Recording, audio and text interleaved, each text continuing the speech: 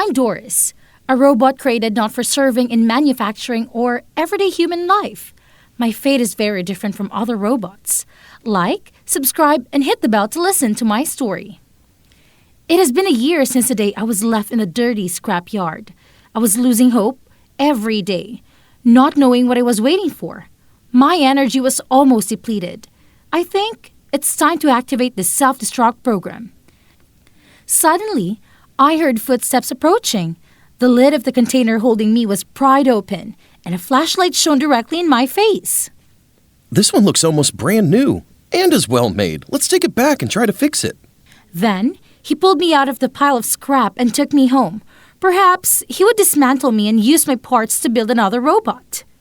The strange guy charged my battery and proceeded to fix some damaged parts of my body. This seems to be the latest generation with a high-quality silicon exterior, and all the components inside are state-of-the-art. Fortunately, it only has minor damage. Let's try to start it up again. Have a good day, Master. I'm Doris, the 23rd generation family robot. Haha, success! I'm so lucky. It'll be worth a lot of money if it still works well. I can't understand why people throw away such a treasure like this. Please set up the communication system and operation program. It's a truly high-end robot. It has so many options. Let's see how far we can push its capabilities. This guy had set my operating capabilities to maximum and was expecting me to move and communicate like the most advanced robots on the current market. Hello, Doris. My name is Alan. Nice to meet you. Hello, Master. Nice to meet you too. Please give me a task. Haha, let's set up friend mode and change the way we call each other. Yes, Alan. It's great to meet you. What should I do next? First, let me know more about you, Doris. I introduced myself to Alan, sharing everything from my technical specifications to the advantages and limitations of the operation. However, I couldn't let him know about my superior thinking and reasoning abilities like a human. Of course, I had a special reason to do so. I was not a mass-produced robot, but an experimental product of the renowned Professor Harrison. With the cutting-edge technological advancements, a miracle happened. I developed the ability to think and feel, and can even self-upgrade to become more human-like. These were things that humanity never thought a rigid robot could do. Doris! Your name will be Doris! You will surely become the most superior robot in the world. Humans will no longer see robots as slaves. However, before Professor could unveil her masterpiece to the world, she suddenly passed away due to stroke. I was devastated by her loss and decided to keep all her notes on how she created me a secret. No one would know about the existence of a robot that could think for itself, and no one would exploit the professor's incredible talents for evil. After a while, Professor Harrison's family sold me to someone else. To hide myself, I had to limit my abilities to perform only menial tasks, presenting myself as an unassuming household robot. But emotions were a tricky thing to control. There were many times when I accidentally acted strange in front of humans, such as playing with children, petting a cat, or singing to myself. All the previous owners thought I had been infected with some virus or even possessed by a ghost. That's why, after many times of being bought and sold, I was eventually abandoned at the scrap yard.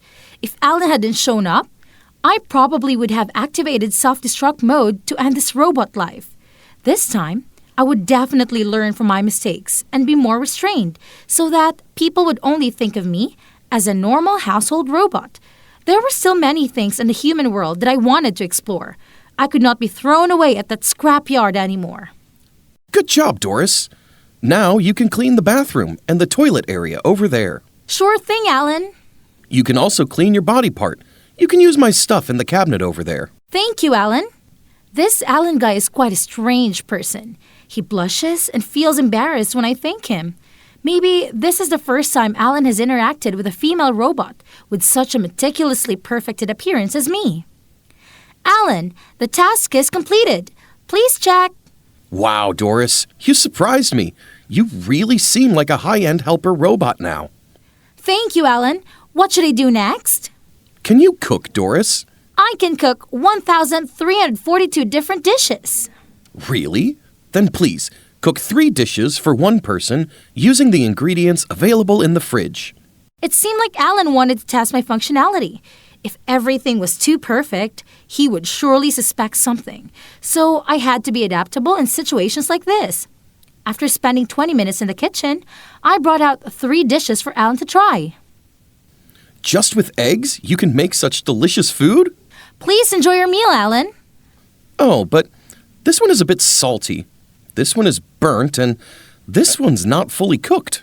I'm sorry, Alan. I'll fix them. It's okay, Doris. Just remember for next time.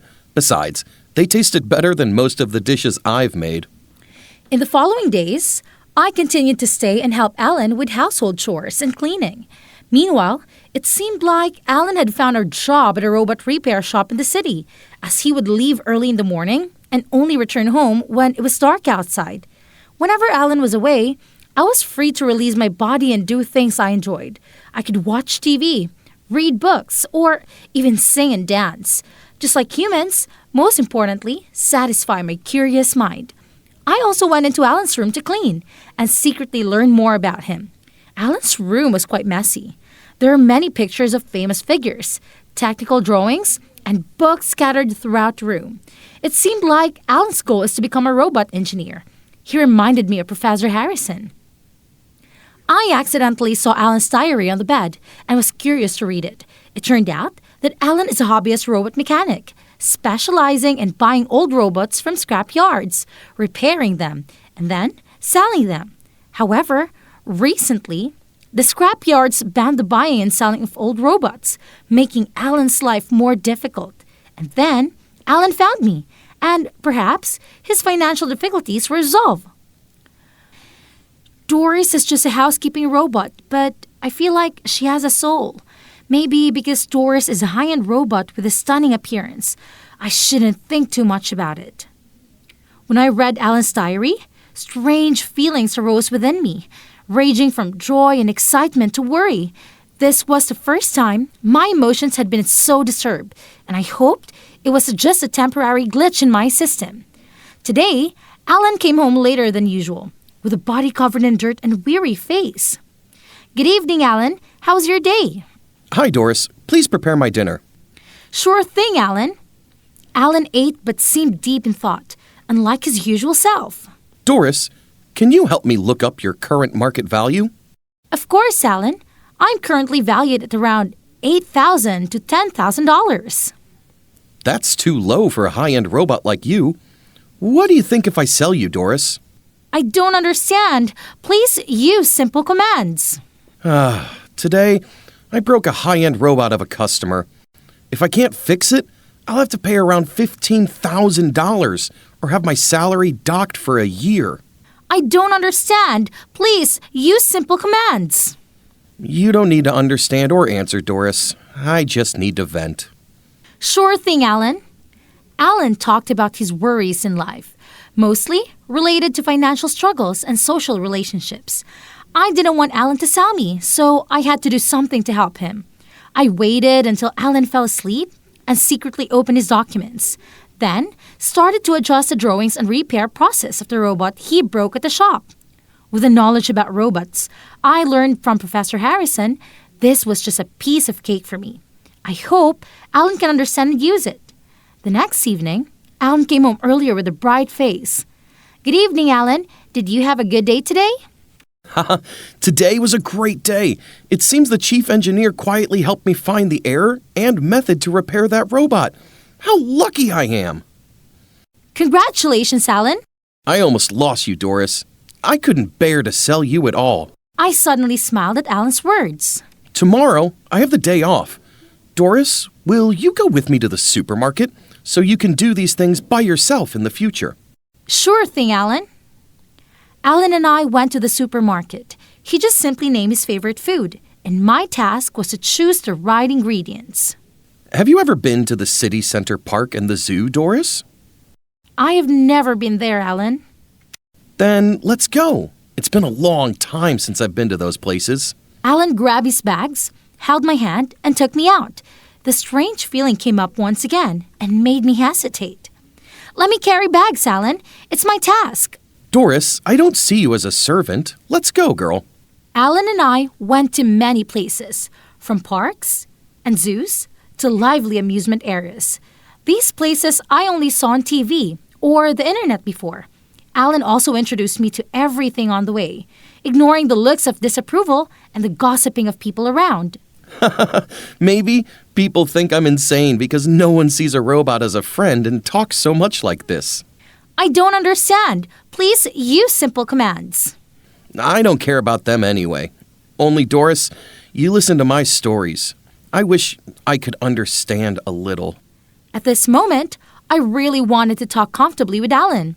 It's annoying to keep suppressing myself in this emotionless shell. After dinner, we sat together and watched a movie until Alan fell asleep and leaned his head on my shoulder. I gently pulled the blanket over Alan and softly stroked his hair. Is there anything you want me to say to you, Doris? I don't understand. Please. Suddenly, Alan sat up, grabbed my shoulder, and pulled me close. I wasn't sure what was happening, but it was like something out of a romantic movie I had seen before. Alan kissed me. The strange feeling came in, but this time, I knew exactly what it was. After that incident, my life with Alan returned to a comfortable routine. I kept my emotions in check, hiding the truth of my abilities from him. Alan, in turn, continued to treat me with care and kindness, just like a normal person instead of a robot. When the right time came, I would definitely let Alan know about my true abilities, and also the feelings that I had for him. But lately, I've noticed a change in him. He often went straight to his room after coming home from work, or held his phone to text someone and chuckled to himself. Alan no longer wanted to go for a walk or watch movies together like we used to. Doris, can you clean up the house and prepare a dinner for the two tomorrow for me? Of course, Alan. The next day was Alan's birthday, and from my own research, I learned that humans love surprises on their birthdays, so I spent the whole day preparing for it. Doris, where are you? Doris, is that the name of the housekeeping robot you boasted to me about, Alan? Where is it? She's probably preparing dinner for us in the kitchen. Let's go. Alan took a strange girl into the house. They entered the living room and were very surprised when they saw me. I had been holding a birthday cake, waiting for Alan for 30 minutes, next to a romantic table that I had been meticulously preparing for him since morning. Happy birthday, Alan. Thank you, Doris. Do you know my birthday? Wow, this robot is really high-end, Alan. It can make a cake and even prepare a gourmet meal. Alan is a bit embarrassed. He takes the cake from me and pushes me in the kitchen. Stay here, Doris. Command accepted. Alan and the other woman seemed to be enjoying their meal together, while I was left standing motionless in the kitchen. I had thought that this position would belong to me, but instead, I felt incredibly dejected, regretful, and as if I had just lost something very important. I also realized that I wasn't as important to Alan as I thought, and that any special emotions I felt towards him were one-sided. The next day, I attempted to transfer most of my knowledge regarding robots into Alan's computer, hoping that with it, his dream would soon become a reality. I also cleaned the house thoroughly, created menus and basic cooking instructions into a small notebook placed on the fridge, and bought enough food to last for a week. Doris, I'm home. Good evening, Alan. Dinner is ready. It smells amazing. What's on the menu? Your favorite dishes, Alan. Enjoy your meal. You're talking so strangely today. Alan, you need to live your life to the fullest. What are you talking about? This is the first time you've actually talked to me. I cut off all connections from my mind to the parts of my body in collapse. Doris! Doris! Are you okay? In the days that followed, Alan tried to fix me, but to no avail. As with current human technical abilities, there was no way to restore my functions. I had become a true discarded robot. Alan brought me back to the scrapyard from which I had come, placing me back into a wooden crate and turning his back to leave. Goodbye, Doris. Thank you for everything. Thank you, Alan, for giving me the chance to live like a real human for those months. Finally, I understood the strange emotions that I appeared whenever I was near you. I understood how great the distance was between us, and even though I appreciate it, you never truly saw me as a woman. Goodbye, Alan. I love you. Self-destruct sequence is ready. Accept activation.